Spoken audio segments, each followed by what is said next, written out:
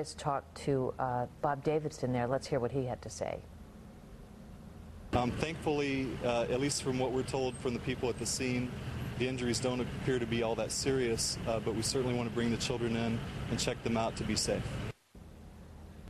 He's always so reassuring, and we are lucky that we have so many good hospitals in St. Louis. Looking at live pictures now from our chopper of the accident scene as they attempt to move some of these vehicles.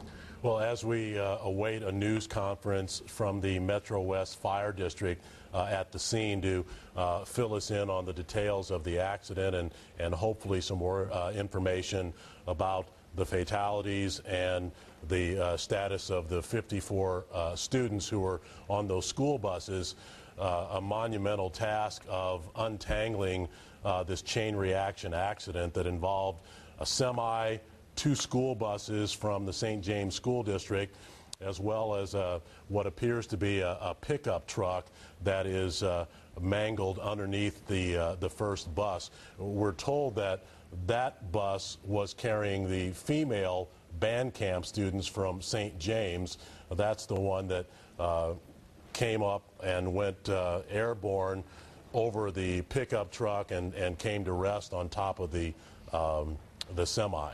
And one of our viewers said that she talked to 2 of her girlfriends who were on that bus, and that they reported to her that they had their ankles or their legs were crushed.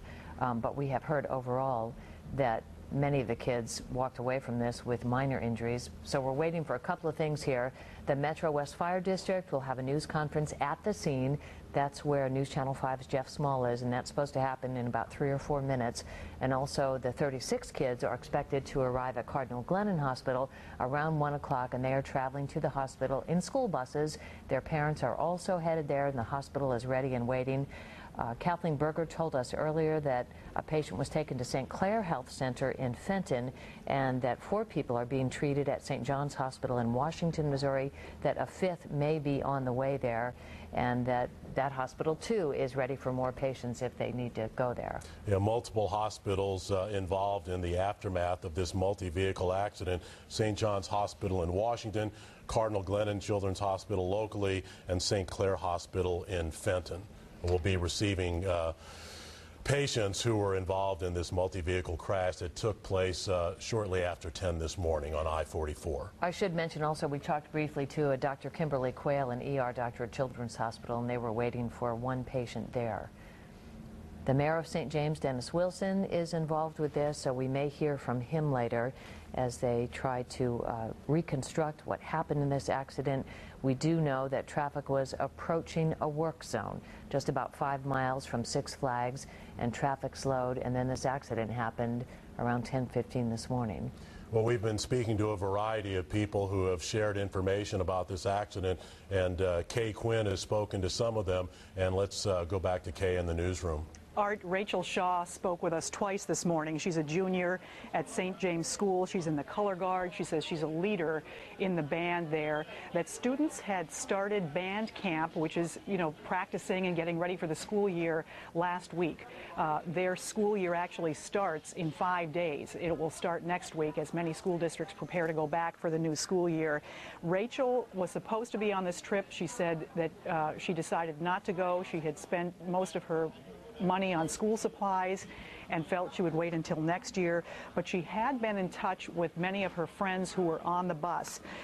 She talked about the scenario of the accident itself. Her friends have told her the semi was stopped on Interstate 44 heading eastbound, that another vehicle rolled up and hit the back of the semi, and clearly the buses followed. They could not stop in time. The girls on the band were on the first bus that rolled right up over the second vehicle involved in the accident and onto the stopped semi, and then the boys were on that 4th vehicle, the final school bus that hit behind the girls' school bus.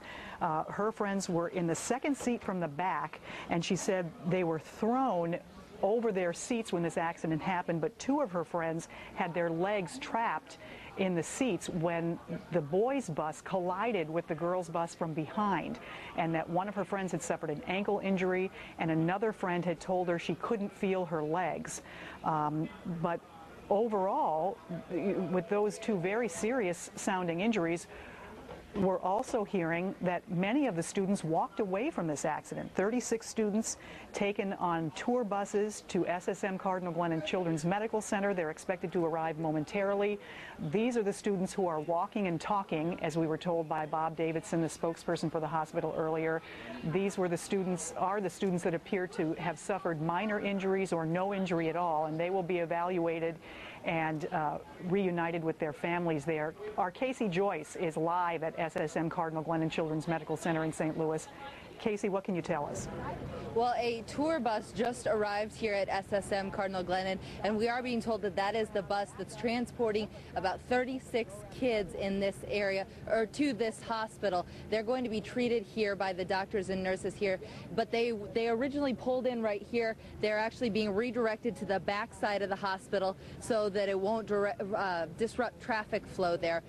We are being told that the kids on this bus are not suffering from major injuries, mostly just bumps and bruises. They're coming here as a preventative measure so that they can be checked out, make sure that these kids are doing all right.